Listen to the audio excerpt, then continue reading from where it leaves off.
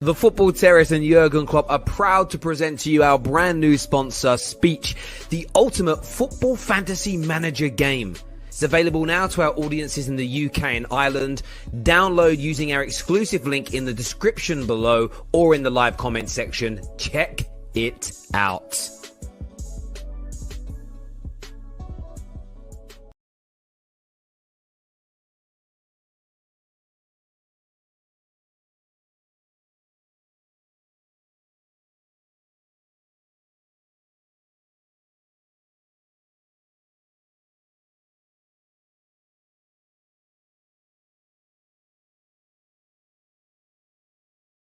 Or on the football. Welcome back, people. Sorry about that. The mic there was muted. Apologies.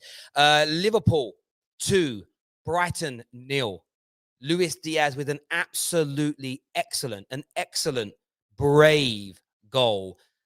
Tipping off another good performance from him. Matip with a wonderful and sublime, what's the word I'm looking for? Wonderful and sublime ball that he played through. Just a dominant display, really, outside the opening 10 minutes again for Liverpool. Huge pressure applied. Huge pressure applied again onto Manchester City that play on Monday away at Crystal Palace, a team that has caused them problems in the past. If you guys can't hear me still, let me know. Just let me know if you can hear me. A few of you are saying it's muted still. It should be working now. I'm getting all the signals through. Just on mute this end. Let me know. But it was very good from Liverpool in the end today. They took control. They got the goals when they needed to. They also hit the woodwork again today. And job done. And that's what's very key for Liverpool. It's getting that job done and getting over the line. And they're doing that in abundance right now. You can't get away from it. You cannot get away from it. They're doing it in absolute abundance. 3 points now they are behind Man City. We knew that was going to be close. Any slip up now, any slip up from Manchester City, and that door is wide open because, of course, Liverpool still have the game in hand. They have the game in hand. Now they play midweek. They've got a huge game against Arsenal midweek away. Arsenal's home form is out of this world. It really is very good. Liverpool, of course, just look unstoppable right now. That's going to be a key and pivotal game because as that game goes on, there's a chance to, again, go legitimately 3 points behind by winning that game in hand and applying the pressure onto City. Any slip up from the Blues, any slip up from Pep Guardiola's men Monday night against Palace, and it opens up the door massively. Wednesday night will, of course, be live. We've got a very special episode of the 12th Man that we're recording for you as well, previewing that game, where we're going to hopefully have 99.9% confirmed. We're going to have the legend that is Troops here in the studio going head-to-head with one of the Football Terrace's own Liverpool supporters. We haven't decided which Liverpool fan yet. We've not decided which one. We've got to ask them who's up for it. Head-to-head with Troops on Tuesday night to preview that game. So keep your eyes out for that one, people. It's going to be a big one. It's going to be a big one indeed. And let's go to your comments here that are coming through. Terry Rattled. That's a very weird comment to start the day on. No game in hand. No, they do have a game in hand because they're level on games now. But City, in this round of games, City play Monday night and we'll have a game in. Like there is still a game in hand. Like, don't look at the fact you're both on 28 games now. Because City play in this round of games. This is match game 29. Liverpool have only played 28. They've got a game in hand still. They have still got a game in hand. Trevor, me old mucker. That is still there. That's played against Arsenal. It's the game, that game against Arsenal Wednesday, I believe. I don't think City play midweek. Maybe they do. I thought it was just Liverpool. But there we go. Someone said you spelt score wrong. I'll change it for you. Sorry if I got the C and the O the wrong way around. I'll change it for you now, mate. That's important. There we go. There we go. I've changed it for you. I've got the O and the C the other way around now. We can all relax. We can all relax and do our thing. Let's have a look at some more of your comments coming through here.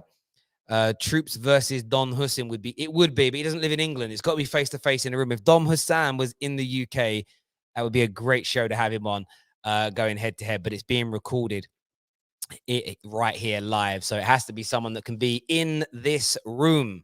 That's the only way around it, my old muckers. The only way forward. You've got to be in this room, and that's it. I don't want to talk Sanchez as well today. We're going to get the panel out to discuss it because I thought it was I'm sick and tired of goalkeepers getting away with this. I am absolutely sick and tired of goalkeepers being allowed to smash players with their knees, with their arms, with their hands, catch you, hit you, punch you. They do.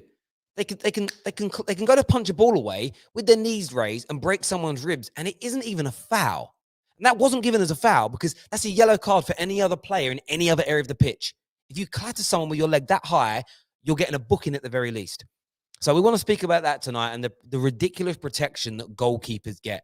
I've said it for years. It's an outrage, and one day we're going to see an exceedingly bad injury in the modern day game from this. Someone's going to get really hurt, fractured skull, broken neck.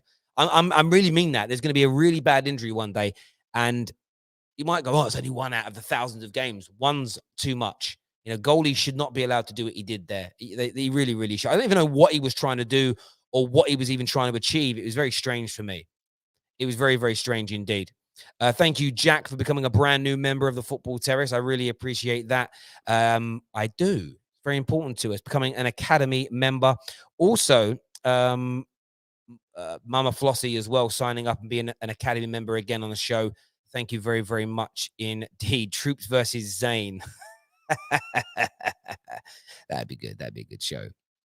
That would be a good show. Troops versus Cal. It'd be good. I have asked the Copies boys. Two of them can't do it. They're busy. It may change. But yeah, Troops will be here with us. And we're going to have more shows like that coming. And one of the reasons why I say to people, we've been building up to this for a long time on the Terrace, raising our profile. Our members, you're massively important to us, all of you, especially. And what we'll be doing with this show is everyone who's a squad member and above will get early access to this show before everybody else. So they'll get it on the Tuesday morning before anybody else does. So stay tuned for that one, my people. I want to know what you thought and feel of the game. And Liverpool fans, every single week I speak to you, it kind of builds up. Oh, we're getting closer. Can we win it? Can we challenge them? A lot of the title race is on, but no one really wanted to commit to whether or not they think they will catch Manchester City. And that's what I want to know today. Do you think you're going to catch City? Everyone knows my standpoint. Spoke about it on the Top 6 preview show, first of many that went out last night. I feel it in my water. Just look at this Liverpool team again today. I don't think it was scintillating. I didn't watch it and go, wow, did you see Liverpool today? But it's just efficient. It's not ugly to watch. You play pretty football. But it's the fact that it isn't like groundbreaking, earth-shattering. It's the reason why I think you're going to win the league. It's efficient. You reserve energy at the right time. It's like I don't know how to word this.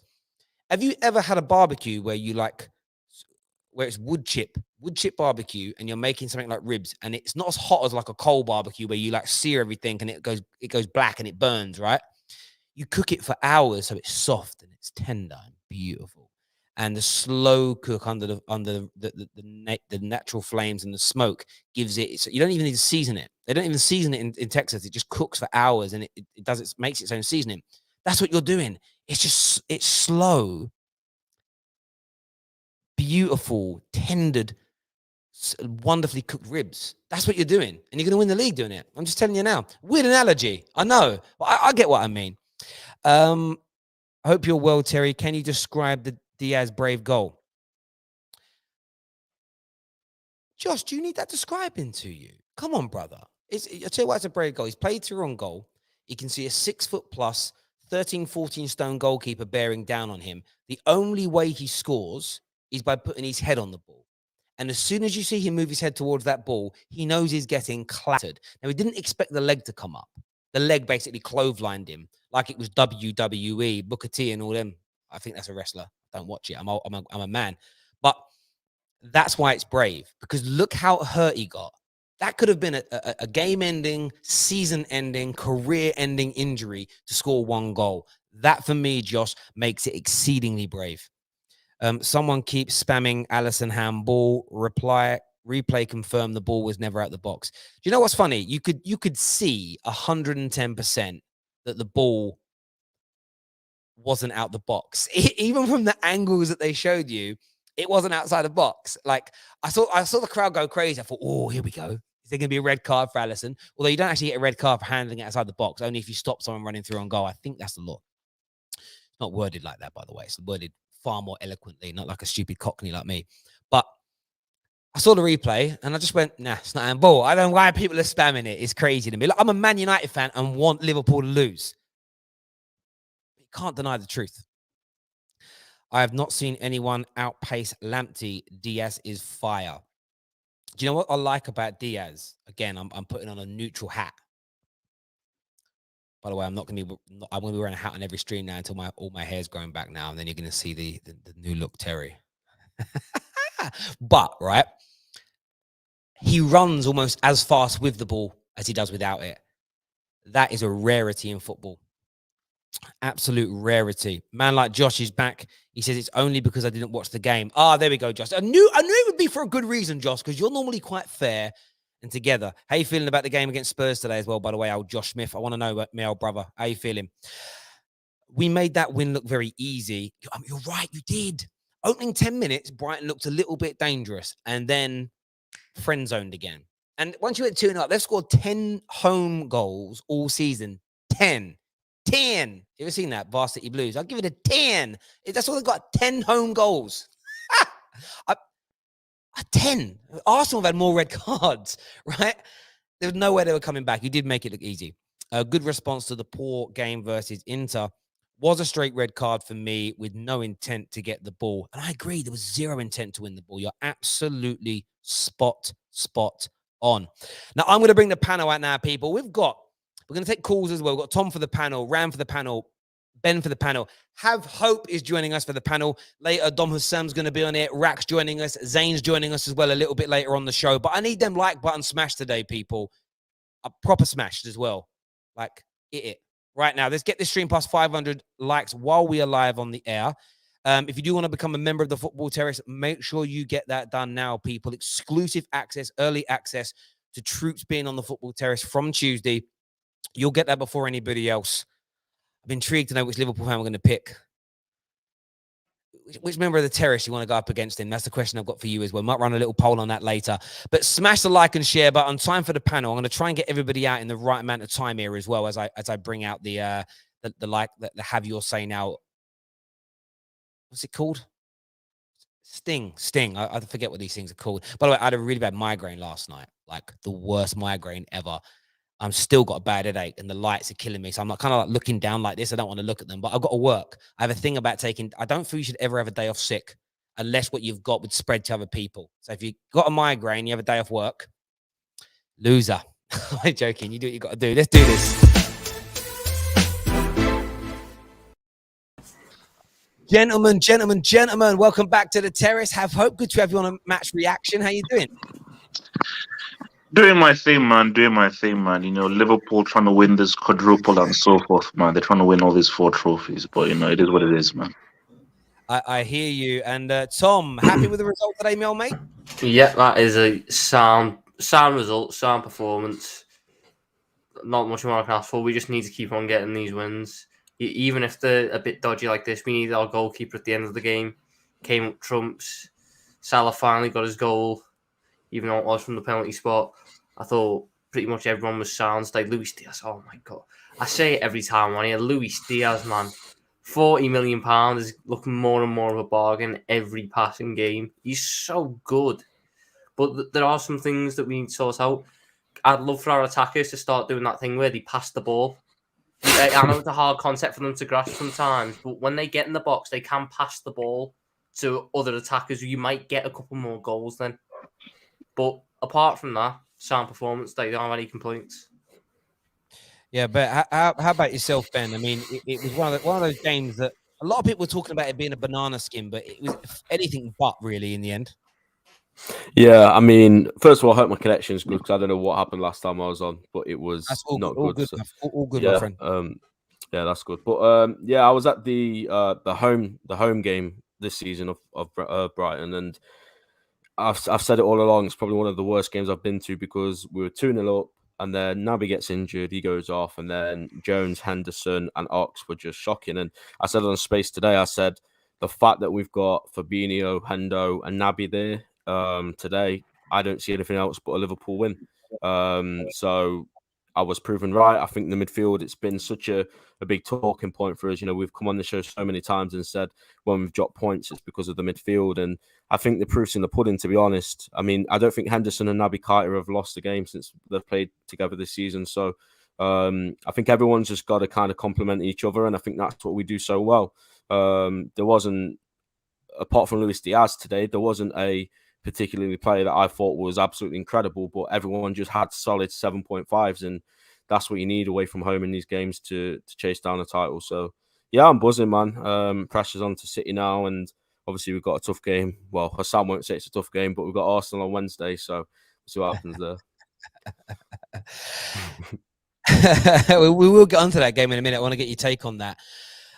Ram, from your point of view, as I think most would agree with Ben, it was a good 7 to 8 out of 10 performance right across the board from Liverpool.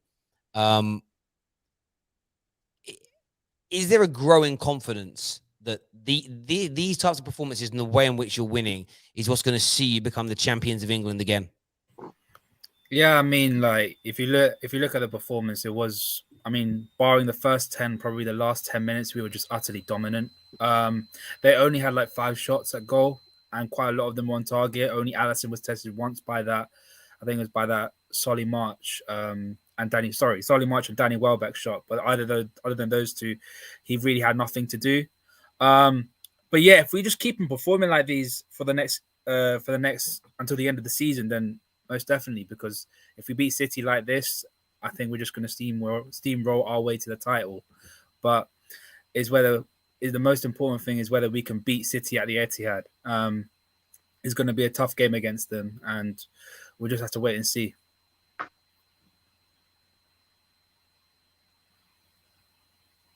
Sorry, I was doing something while you were talking, and you finished, and no one else jumped in. No, I won that. He won that. I mean, have hope. I want to ask you about this. When it comes to Liverpool catching Man City and Pep Guardiola, what's your take on this as a neutral watching?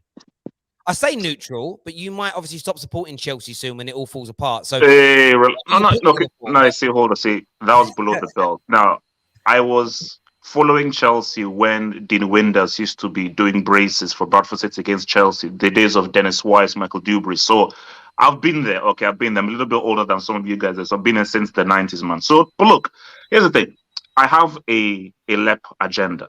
You know, I think Lep is a fraud because everything that he had was given to him by either Messi or blood money or Iniesta. So I do have an agenda there because I always say Mourinho over Lep.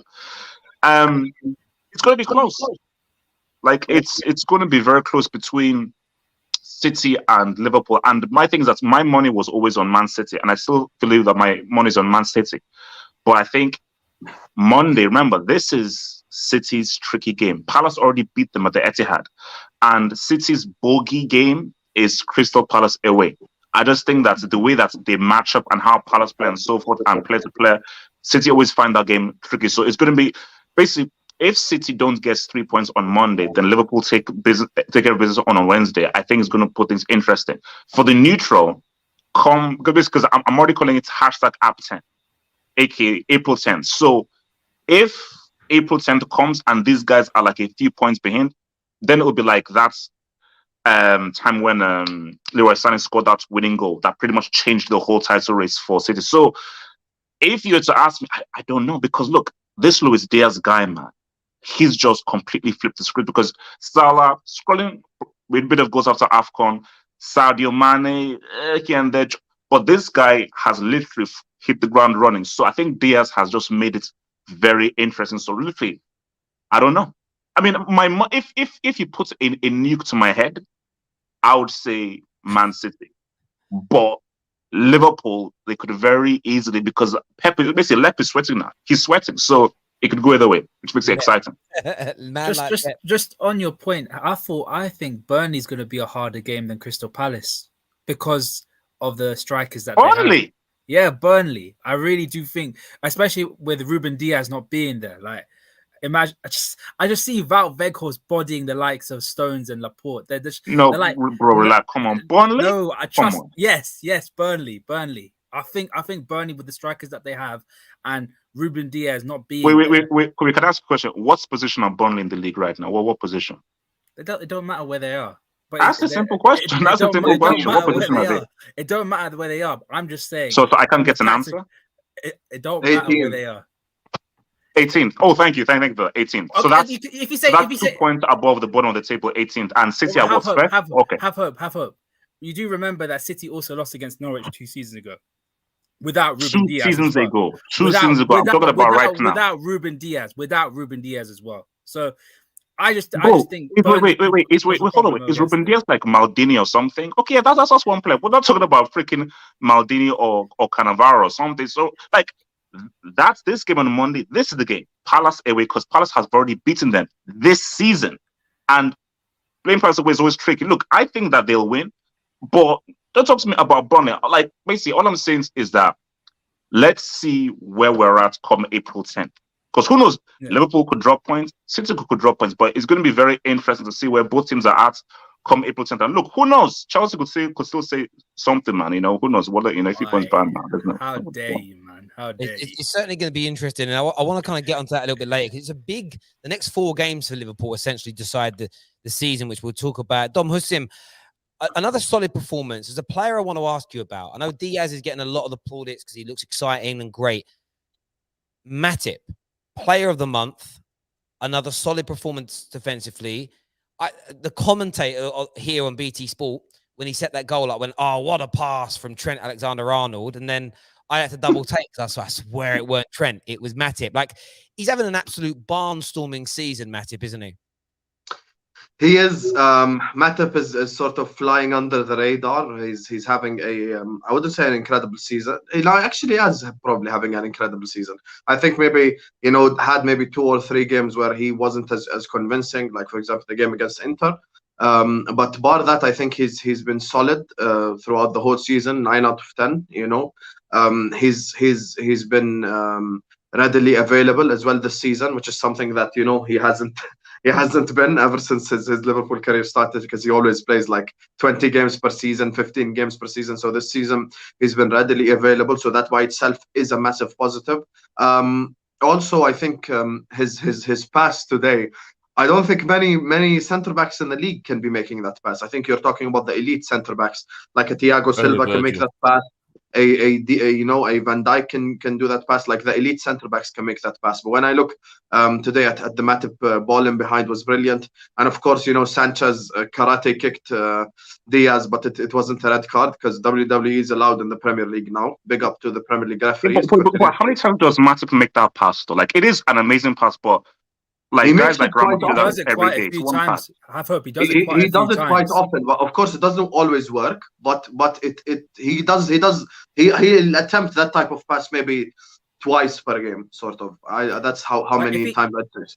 He's given the space, he'll do it. I'll put it to you this way: with Matip and Konate, there's a consistent conversation, and I always say Matip has the IQ and Matip has the passing over Konate. That's the 2 things he 100% has over Konate, because Konate's passing is nowhere near Matip's level. And I think Matip, as much as he might not be fast and physically strong and stuff, he has the IQ. So that's the thing that puts him ahead of Konate. And Konate, of course, will develop that. But Matip's having a brilliant time as well. Premier League Player of the Month. So I think ever since Van Dijk came in, it's only him and Matip that have won Premier League Player of the Month as a defender. So it's good times, man. Good times. Most important thing is the win and the clean sheet today. So that's the best part about it. But if you ask me about the negatives, I have so much shit to say. I'll be real. There are negatives. What are the negatives today? What are the negatives? Front three. The front 3, all 3 of them. I'm not making no excuses for any of them. Luis Diaz, even himself, tried to pass the ball, but his passes were heavy. Didn't quite work out for him multiple times. The one-on-one as well, where he should have passed to Jota earlier, decided to take an extra touch. Mo Salah was horrendous today. Sadio Mane wasn't good either. It's just, there's just unnecessary selfishness from the front 3 that's actually getting on my nerves. Like, here's basically what's happening. There's a dinner table and there's a massive piece of turkey, and every person can get a slice and we can all eat. But the problem is, every single one of them is going like, nah, I want to eat the whole turkey by myself. That's the issue. Everyone's trying to do this hero ball shit. which I do not like. I think they all like the passing needs to be so much better from the front three, because even with today's game, yes, we dominated midfield, incredible, defense, incredible, Alisson, incredible. Front three need to do much better in terms of passing the ball to each other. I think they have not passed the ball to each other well this game, and I think it was the same as well against West Ham. It's sort of this like hero ball element, like let's pass it to each other, guys, so everyone can eat. So Mane can score a goal, and Salah can score a goal, and Diaz can score a goal. You know, let's pass to each other. And I think, you know, it's like I hear that they're forwards, and every forward is selfish to an extent. It's understandable, but I think, you know, maybe the last 2-3 games has been a bit too much for my liking. Basically, that's how I put it. Because Mane first half were reflected above the defender, could have played Diaz in, could have played Mo in. Mo as well could have easily had 2-3 opportunities where he passed to the other guy. Diaz was the guy who was actually tried passing, but his passes were all heavy, so it didn't sort of work out for him. But yeah, I think that see, because it's Brighton, Terry, we'll win it. We'll win the game regardless of the selfishness. But in other games, I don't think, like, if we come up against better opposition, the passing 100% needs to be better. 100%. No. I mean, I think he does have a point, because like the issue is Firmino. Things are Firmino is a bit trash right now, but Firmino a few years ago, that was why he was so important, because he was the guy that could come in and link it. And which is why, if you go back to the Dortmund days with Klopp, that's what Lewandowski did. Yes, he was a striker, but he'd come in deep and play like as a number 10 playmaker to bring the three. Like, even look at MSN. Yes, 3 attacking players, but how they worked was distribution and helping one another and giving one another. I think you have in Salah, I've not scored in 2 games, I've got to score because I'm the scoring guy. I think in Sadio Mane, Salah, he was chasing a goal massively. He was you don't expect him to take. Yeah, like, I get it, because if, let's say, you're known as a goal scorer, you've broken the goal scoring record in the Premier League and so forth, and you go 2 games without scoring, it plays in your mind. So you're like, bro, as soon as you get a sniff, you want to shoot. Mane, again, he's like, okay, I've come off winning the AFCON and everything. Bro, let me get mine. Luis Diaz just isn't as good a passer as Firmino is. So I think, basically, look, Klopp has a good problem, because you have what you have 5 guys who are fighting for 3 spots, and all 5 guys bring something completely different. So it's about finding what works for each game, because again, Firmino in some games can be very important, because Firmino is a guy who is very, very unselfish. Fell off though, have hope. He's fell off. Even the stuff he's good at, that's the problem. But he's the most unselfish. He's fallen off. But if you can get a good Firmino game, that's great. But the issue is that he's fallen off. So 100%. Now tell me the last good Firmino game. Manchester United this season. Wait! Didn't he play against Inter Milan? Wasn't it Inter? When he came on? Inter as well, yeah. I forgot about that one. I was just going off starts. No. That's not a good Firmino game. I don't get how you think Firmino's fell off. He's massively fell off. He's massively fell off. Could you say that's down to injuries as well? Could you say that's down to injuries as well? I'm just asking in what ways. I'm not saying injuries have affected him, but I have said he's fell off. In what ways he fell off? The stuff that he's good at, he's no longer good at. Picking up spaces, passing the ball when his passing ability is not as it used to be. The link up play isn't as good as it used to be. Loses the ball as well. So yeah. No. I mean, Tom, compare. Was it 2018 when compare? What was that season when all front 3 got like crazy numbers? I think that was 2018. So compare 2018 to Firmino. Obviously, his level from that it was a historic season for a striker, especially in the Champions League. His level has fell off from that season, but to say he's completely fell off is just out. Firmino still brings a lot to this team, and today we missed him, and there's a reason why Jurgen Klopp in the big games still backs Firmino, because he still brings a lot to this team. Is he the best goal? No, I think Minamino's a better goal scorer than him. I'm not talking about goal scoring, though. But he's not goal scoring. He's not saying goal scoring. I never mentioned goal scoring. Firmino is still elite. Firmino is still elite for this team in terms of his playmaking. And I will stand by that. I will completely stand by that. That's based on sentiment, not based on facts. Not based on If you look at this season as a whole, he has come to the table and shown up. He has. You can't say he hasn't. Because honestly, I don't know what you've been watching, Alvaro. I mean, Yeah, Come on, much come on, more. guys.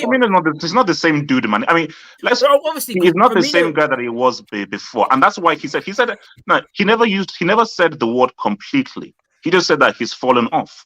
Yeah, So which he has. completely fallen off means that okay, go to Siberia and shovel snow. But he just says that he's fallen off, which means that where he was a few years ago, he's not at that level. Yes, he can bring in something, but what he was contributing those years ago, he's not contributing anymore from there. So he's fallen off. I have to say, listening to this as a Man United fan, your problems are so many, like the beyond first world problem. You're like first class people having first world problems in the first world country. That's how bad it is, because you're flying high, 8 wins on the bounce, and the next 4 games. You have your game in hand is this week, isn't it, against Arsenal on the Wednesday? Although that you level on games right now, but they play, which is going to be tough. Away at Arsenal, their home form's good. Sam, stop shaking your head, man. Easy game. Sam, do you really think Arsenal's going to be an easy Stop game? it, Hussam. No, stop. No, Hussam, stop it, man. No, let Stop him it. speak. Arsenal is an easy game. Why is it an easy game? Why is it an easy game for you? Because that's just what we've been doing to Arsenal for the last 6-7 years. Bro, like, listen, Terry, I promise you right here, right now, you're going to hear the same. One second, you're going to hear the same exact shit from Arsenal fans. This time it's different. This time we have a new centre back partnership. This time it's this manager. This time it's Arteta. This time it's Emery. Blah blah blah blah. They pull up to Anfield, get 4, and before that they get 3, and before that they get 4. It's just the same thing. I'm not worried about Arsenal. I think with Arsenal. Listen, they won. One second. I'll clip it. If everyone lets him speak, I'll clip it. But we keep ruining the clip because everyone keeps talking.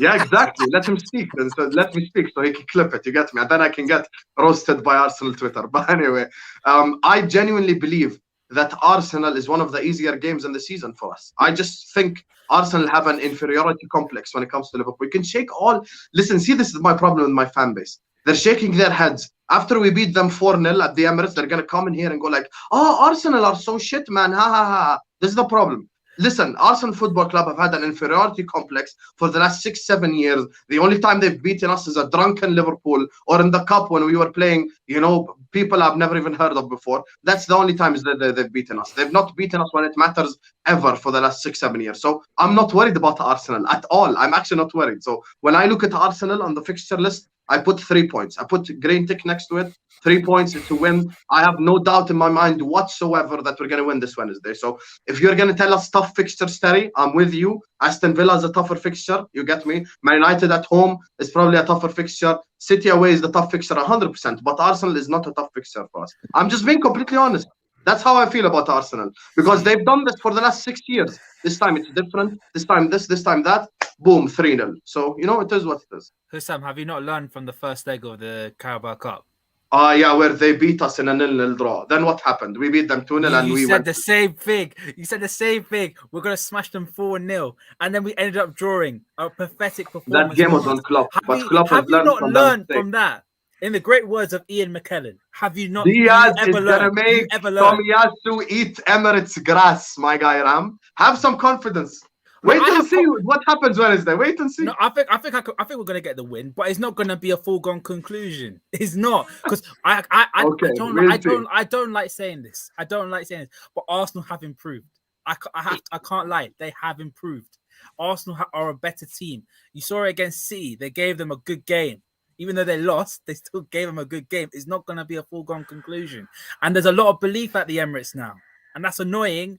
But it is what it is. It's not going to be a 4-0 battering. I think it's going to be very, very close. Very, very close game. We're also a massive... The teams will be right up for playing us at the minute because they can end our season in the league. That gives them an extra motivation. It's a reason for them to carry on playing. You get these games coming into this point where there's nothing to play for. And that will never happen with us, especially if we have our hopes on this quadruple, because teams will be going into games going, imagine if we're the ones that can end their hopes. Imagine if we're the ones that can stop them getting to it. So we don't have any easy games for the rest of the season. The Emirates is a tough place to go with a crowd that's properly up for it.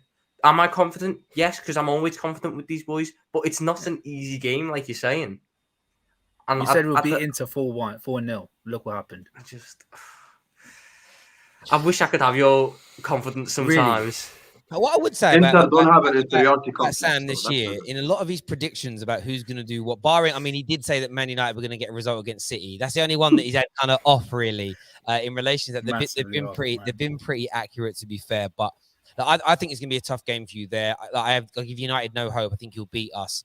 But it's you getting those jobs done. Beat Arsenal, beat United. You then play Watford, which is easy, and then you go into that game against Man City, and the next 4 games for Liverpool are just huge because you can't afford to drop a single point before you play City. So like every game must have that kind of pressure. We're going to bring in, we've got Conroy to bring on, we've got Rack to bring in as well. We're going to add them both to the show now as well. Before I do that though, people, we are sponsored today by Jurgen Klopp's company, essentially, Spitch. As you know, it's a football fantasy league, a game that we are currently playing. That is my team for this weekend, as you can see. I've got Captain Sancho. I fancy him to bag a goal and an assist later. But you have to look at this game very carefully when you do it, okay? Because it isn't just goals and assists that earn you points. So scroll down and see Mr. Becker's in goal. The amount of minutes that they play, their pass completion levels, their rate at winning tackles, as an example, are very, very high. So I've gone for some fairly creative midfield players because their passing averages are good and it earns you points. It isn't like the basic bitch games that you play on the internet, like the basic ones with the Premier League, where it's goals and assists and clean sheets. It's far more sophisticated. Download the app for free now. You can play for free as well if you want to. Give that a go. And as I say, it's powered for, and you'll see it when you open the app, Jurgen Klopp's just standing again.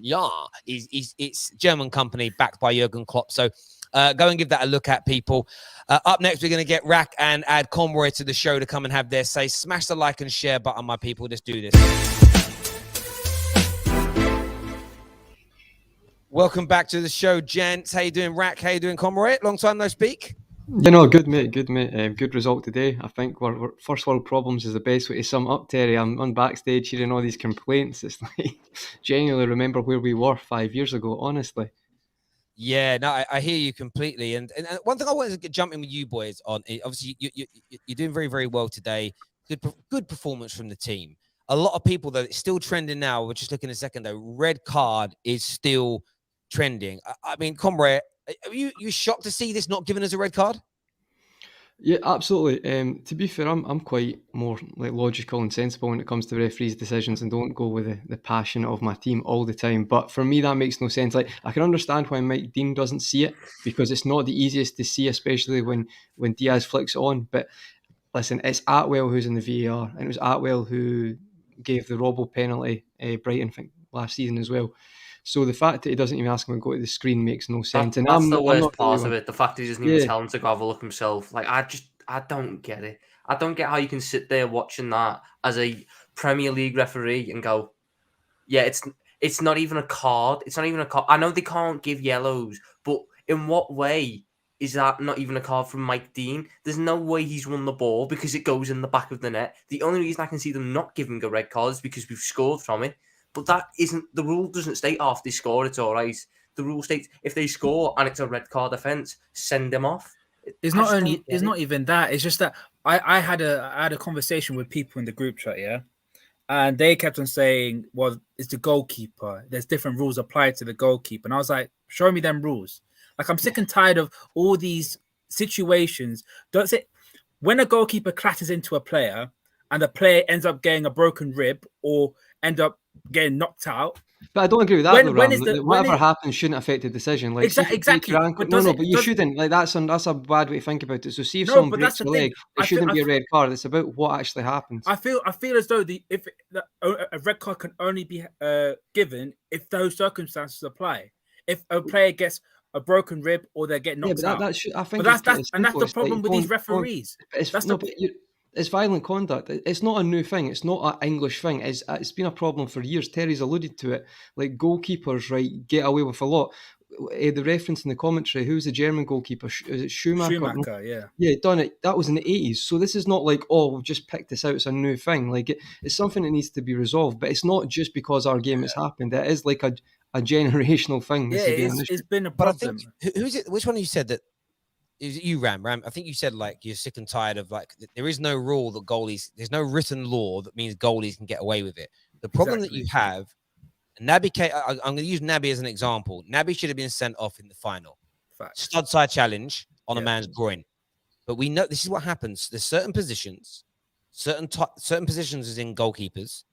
There are certain parts of the pitch where certain fouls are given and not in others. Like little niggly fouls that you'll get in the middle of the park are never given as penalties. You have goalkeepers that can smash people, and then you'll have big games or big occasions where the referees allow more to go.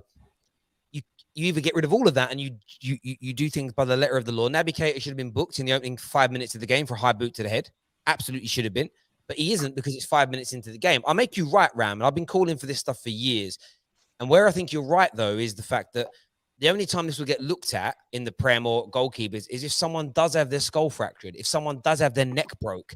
Then they'll go, right, let's change the rules. Why don't you get something changed and implement the laws differently now before someone gets hurt? Because, like, I see goalies do it all the time. They go up to punch the balls and their knees are high. I've seen goalies take their own players out and injure them as they go to hit balls. It's a madness to me. It really is. It's not like it's the first time it's happened. Like, we saw it last season with Van Dijk, and then VAR had to come out and say, we apologize for not acting upon it. Like they know that they should have acted upon it, and they still don't do it. So it's like referees came out, not VAR. Sorry, the referees stop saying out. VRs when it's actually individuals who are making decisions. But it's the incompetence of the English referees. Mike Dean had a good game today, though. I thought Mike Dean had a good game. So I think it's more on Atwell for me today that annoyed me. I thought, to be honest, Brighton fans were having a go at Mike Dean, like 2-0 to 2-0 to the referee. Like Mike Dean, the way the decisions that kept him in the game. But it's the thing now. I don't know if you guys agree, but as a Liverpool fan, I can already know when I see like who's going to be the referee 9 times out of 10, or there's going to be an issue with. If there's ever an issue with, it tends to be this referee. David Coos.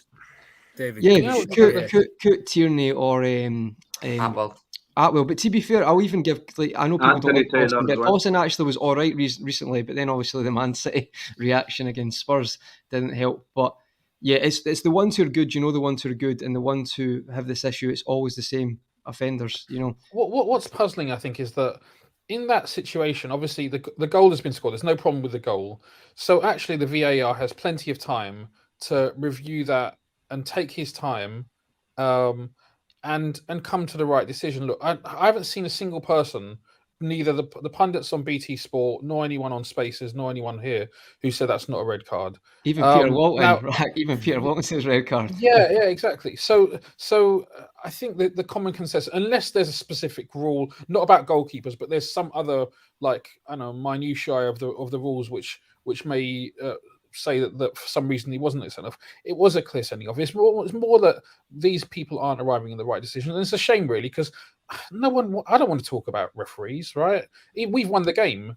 We've had a good performance against a team that could have been a potential banana skin, and we've won pretty comfortably. And it's just a shame that we're having to sit here and talk about referees, because that's not a new thing, Rack. Before VR, people used to complain about refs. Diaz had got injured then, and maybe he had got a fractured skull or something. That seriously jeopardizes his safety more important than anything.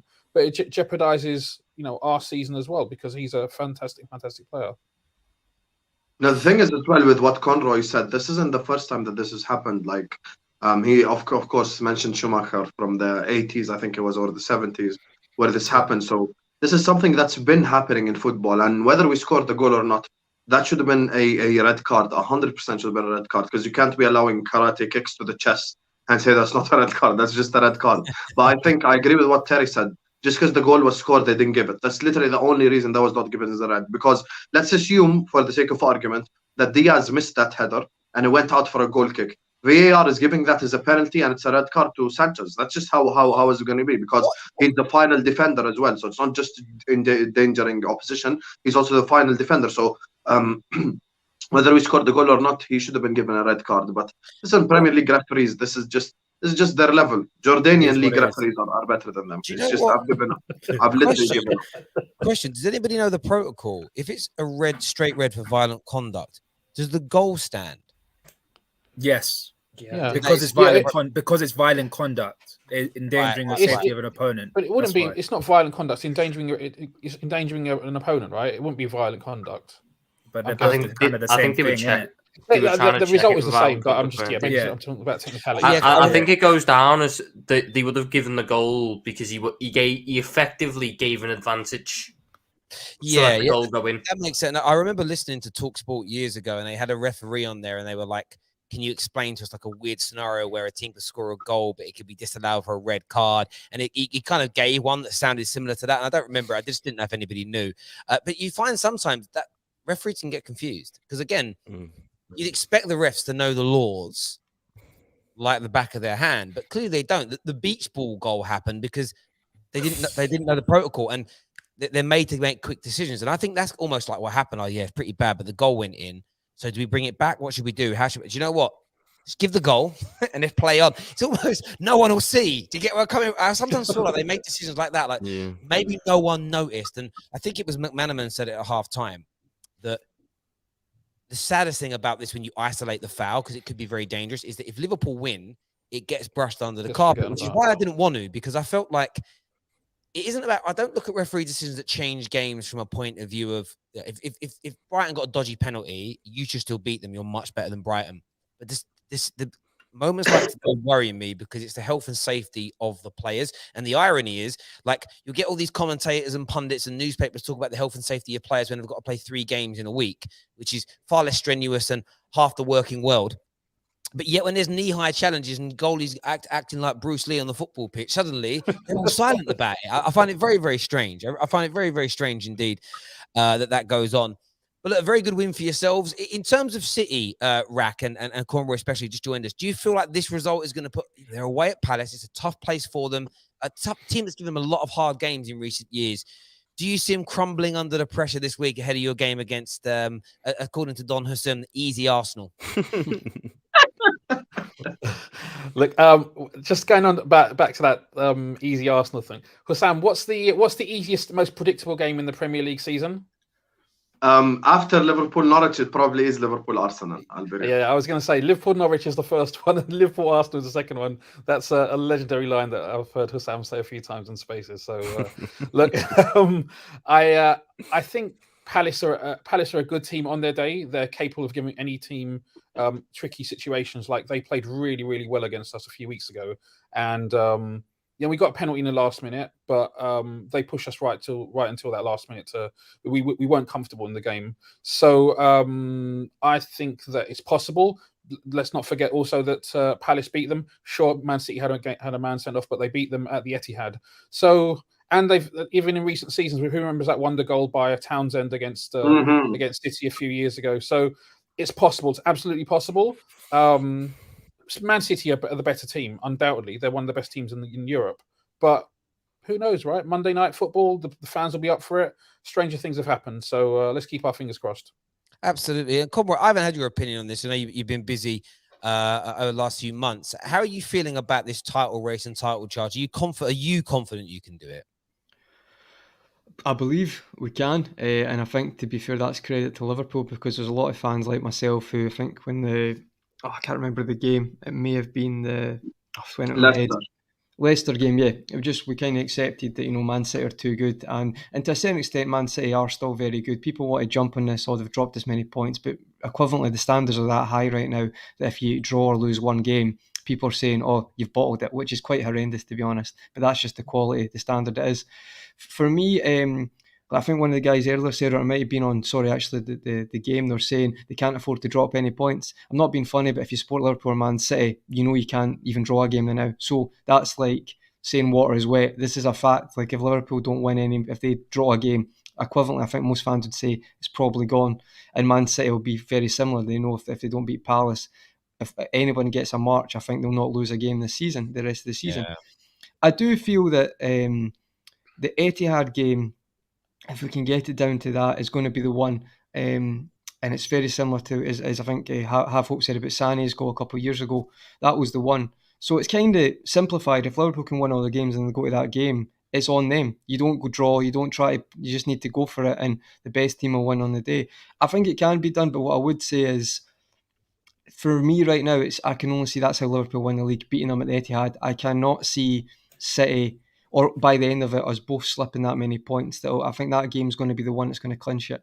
Everything's building up to that Man City game. That is the game, because yes, both teams have somewhat tough run-ins. You know, I think Man City have a tough game away to Wolves. I think is one of the ones who've got in the running. That's the week before. Really big banana skin. We've obviously got United at Anfield. There's a lot of games, but with the quality that both of these teams have, it's almost inevitably going to come down to that Etihad games. There'll be any storyline that they can get to that Etihad game, and we don't have the best record at the Etihad in recent years. No, Palace have got a better record, haven't they? Palace have got a better record. They've won 2 and drew 1 in the last. Yeah, I think our last win there was the Champions League quarter-final. In the league, I think it's 4-1 game. Firmino was in the league. Yeah, Firmino, 3-15-16. I really feel though.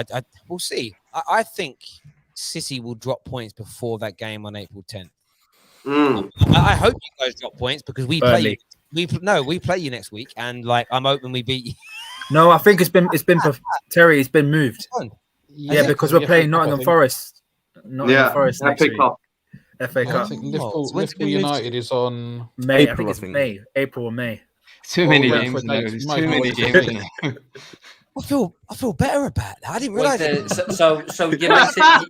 So we could do all the hard work. We could do all the hard work and beat City, and then have United afterwards anyway to take away it. When did that happen? Come on, if we're going for a title, don't even put that energy out there. Don't even put it's been postponed, Terry, because of FA Cup weekend. Yeah. But anyway, I didn't even notice it. I didn't even see that news. I must have missed it. It got postponed. I just want to say one thing as well on the. Can I just say one thing on the 4 games? The 4 games that Man City have leading up to the thing. Now, of course, this is assuming we don't drop points. There could be a world, and I know people don't want to listen to this, but there could be a world in which a draw at the Etihad is enough. And I know this is people just go mad, but I think there actually is a world in which that is possible. I think if, for example, Palace beat Man City, and let's say we win the games leading up to that game, they win the games leading up to that game, we go into that game level on points, but we know we have a better goal difference, for example. I don't think we would necessarily need to win that game. We can get a draw away at the Etihad and we'd be good. But if we win that game, of course, it would put us in a much better position. But I think from now till that game, if Man City do lose one of those games, a draw might be enough at the Etihad. A draw might be enough. So we don't even necessarily need to go and win. But it just depends what Man City do from now till then. So it depends. It depends on the points tally. So I'm not putting it down as a must win just yet. Because if we go into that game level on points and we draw that game, that is a massive result for us.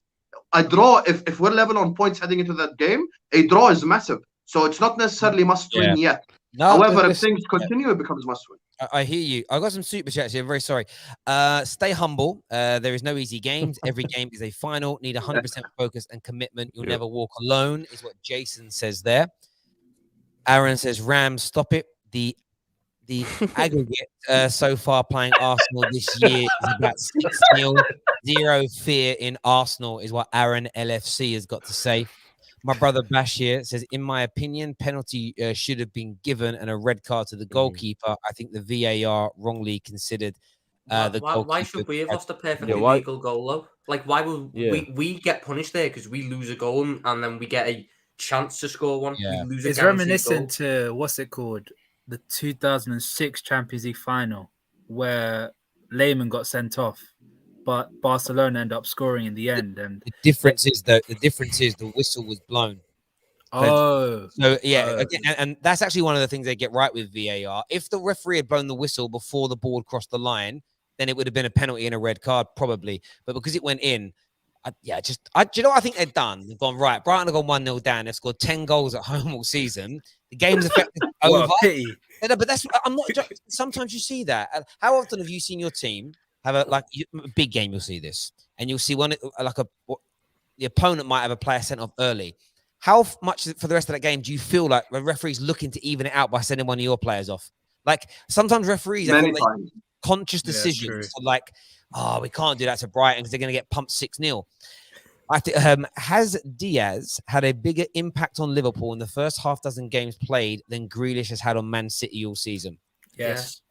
Because let neutrals decide. Let's see what neutrals have to say about it. What do you think, Tel?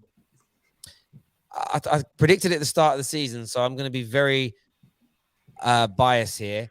Grealish is the flop of the season, so yes, it has. It's funny as well, right? Because I agree with Pep Guardiola that you don't just look at stats when you're assessing a football player, as in goals and assist stats. There are other stats you look at that matter. Like if you're meant to be someone that controls the tempo, but you misplace 30% of your passes, you're in bloody trouble, right? But I look at Grealish and I watch him in games, and I just don't see last year, whenever he was in a Villa shirt, he scared me. He made me scared. Yeah. So, every minute he's going to do so. I just feel like he's a passenger in games. Honestly, he's looked like a passenger to me in most games. I think he looks very silky doing nothing. He's Yeah. basically a model. He has basically been. See against United. I think did you think so? Shout out to Sorry, Boohoo Man. yeah. Oh yes, Boohoo Man, amazing brand. Yes, Jackie boy, one of our adverts, isn't he? Shit, shouldn't have said that.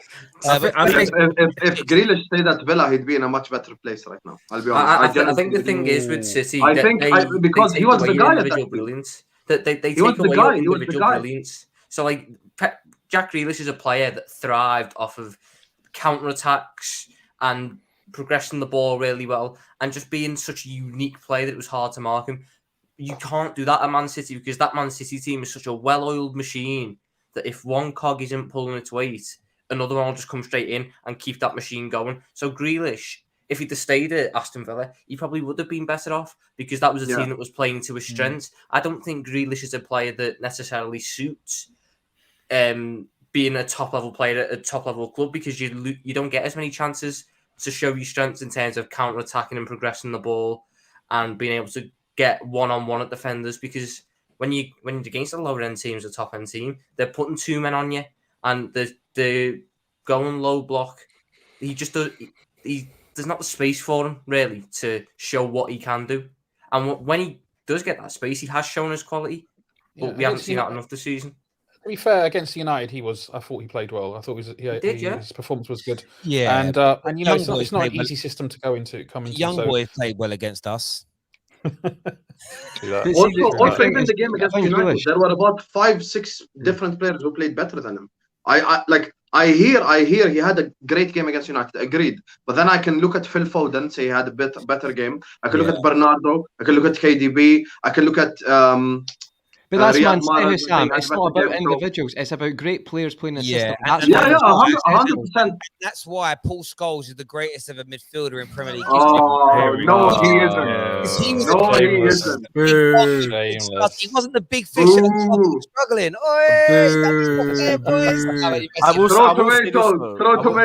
I will say this. I've got a few Villa fans on Twitter, like since Gerald went there and Coutinho, like just interacted with a few of them, and shout out Swavey. He's a big Villa fan, and he said that he never thought he'd fall in love with a player like he did with Grealish, but he has with Phil Coutinho. So they've replaced him already. It's only been like 6 games, but I get it. He's been incredible though. To be fair, no, but now imagine player, that though. You're acting like he's not in in Champions League with Bayern. People are acting like he's but you know what lost it his is? ability. Yeah, but it isn't that. It's standing out and being that star. I think with Coutinho though. People hate this. Certain players can't play in the Prem. They take it as like a xenophobic thing. But Philippe Coutinho's point here. Philippe Coutinho's style and the way he plays is so suited to the Premier League.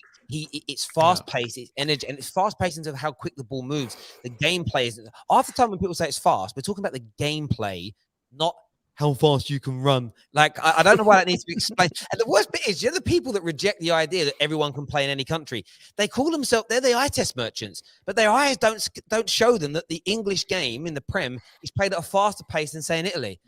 And Germany. I'm absolutely shocked that the eye test merchants, I mean, they died the other night, by the way. Eye test merchants are all now dead. Speak on it. After what Real Madrid did. And so I saw people replying to me with things like, you're acting like Benzema's not got ability. Yes, you're not listening. The mentality of Real Madrid, who pound for pound are not as strong on paper as PSG, to push through so their quality could shine. And then was it Liverpool legend, Luis Garcia, tweeted practically the same thing, talking about hard work, like running, fighting, having that desire. That's what wins you things. And and the worst bit is most professional athletes agree with me. That's why I can't take eye test merchants seriously, because you speak to any professional athlete and the foundation, I was listening to what's his name, Rio Ferdinand's channel the other day, and he was talking about Rashford. and what's gone wrong.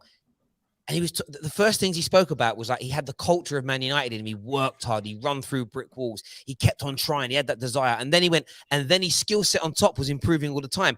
It's the base. When you hear professional people speak, it's always the base is the attitude, the mentality and application. And it's why Liverpool is so good, because you're the mentality. Even your manager, for all the skills and techers your club have got, the tagline that your manager has labeled your team with isn't, Techer monsters, isn't Silks monsters, isn't ability monsters, isn't eye test monsters, it's mentality monsters. And yet some dickhead with 37 followers on the internet who's never had a job and wanked in his mother's basement tells me, nah, mate, it's all about the eye test. It's all about the fucking eye test. Knobs, eye test merchants are dead. You are finished for life. Tell Neymar to collect his ability outside the Champions. By the way, eye test merchants, if you're someone that appreciates mentality, it's very important. You appreciate outputs, it's very important. You're not an eye test merchant. Don't call yourself an eye test. Eye test merchants think it's just about how good you look. If you're not one of them, I'm not talking about you. So if you're triggered right now and you don't think like them, that makes you even weirder. I've got to tell you, it makes you even stranger people. Do you know what I'm saying? Right. Listen, hey, Terry, can I just add one thing to that as well? Just about, you said mentality. I think discipline's a thing that kind of gets looked on. We talk about Liverpool as well. So see like PSG. Now, the other night, you could say it's not a one-off thing, even though there was some circumstances when you look at Donnarumma, that's probably a foul, and like Marquinhos, 3 out of 10 performance. But in general, though, when the tough gets going with PSG, the discipline goes out the window. I think that's a lot to do with mentality, because some players will know that if I lose my head here, we're definitely out of the game. And then that's when your guys you see Verratti, who he's a great player, but he goes to the ground so much for a midfielder. It's actually baffling. And it's like people like that lose the head. And then you've got young players like Mendes, who's so impressive, but you can tell that could rub off on them. Kimpembe, listen, I don't rate Kimpembe anyway, but that when the tough gets going, they'll completely lose it. And top teams don't have that. Not anymore, especially when most teams have a system that wins games as well. And this is the point. Again, I saw it with Man United most of this season. We've seen every single player that we bring into our club goes backwards because the mentality of the football club isn't right. And I can almost guarantee people this. Maguire will leave and look better somewhere else. Rashford will leave. He'll go PSG and start scoring loads of goals. And it'll be, how can you do that for us? Because the mentality, their mentality is bad, but there's... You had it with Dan James earlier on this year, didn't you? People saying, we should never have sold Dan James. But Dan James has looked so much... He's looked better at Leeds than he did at Man United. He isn't a well beater. Look how good Chris Smalling looked when he left. Do you know what I mean? It's just one of them things. He got into the team of the year in the Serie A, if I'm not mistaken. You best put that disclaimer in. Now, zones. I don't need to put the disclaimer in for me. If you need the disclaimer, if you don't know what an ITIS merchant is, it's, again, I'm making fun of the dumb ones, mate. It's not for me. It's for you, man. Some guy messaged me. I'm going, I'm an ITS merchant. I can't believe you're having a go at me. I said, do you not think mentality is important? He went, no, I think it's the most important thing. Then you're not an ITS. And you ain't one.